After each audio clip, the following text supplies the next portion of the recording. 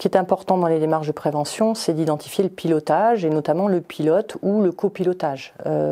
Bien souvent, on pense assez systématiquement aux conseillers de prévention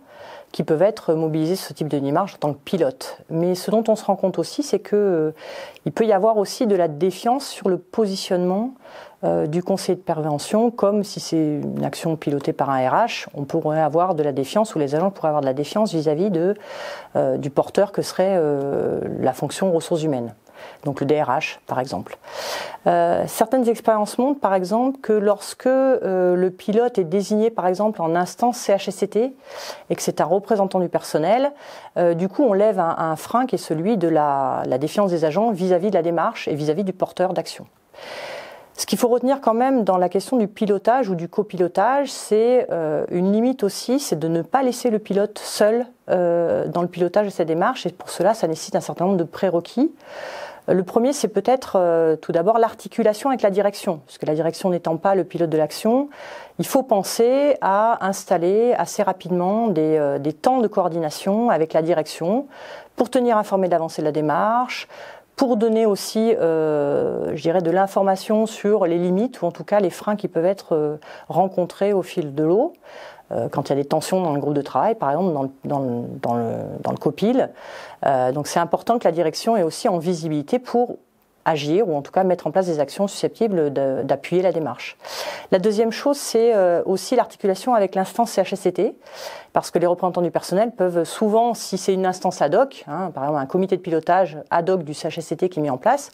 les représentants du personnel peuvent se sentir démunis ou en tout cas dépossédés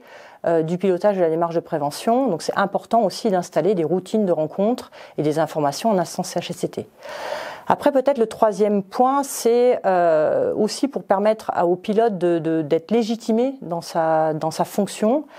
C'est assez tôt de lui donner des outils, donc plutôt de la formation sur la question des risques psychosociaux, donc qu'il soit formé à l'approche qui est celle de l'organisation, une approche collective de la prévention.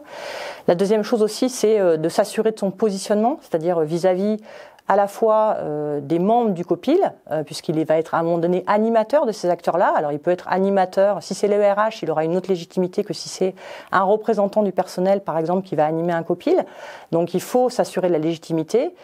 qui est a priori pour un représentant du personnel plutôt issu de son positionnement vis-à-vis des agents, mais il peut être reconnu comme non légitime vis-à-vis d'un RH ou d'un SG, donc c'est s'assurer effectivement du positionnement, qui puisse animer sereinement aussi le groupe de travail,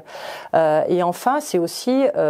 lui permettre dans sa position d'animateur d'être garant un peu de la méthode, et donc là encore ça passe par la formation ou par l'appui d'un tiers, consultant ou personne du réseau Anactarac pour venir appuyer son positionnement équidistant dans le pilotage du groupe de travail.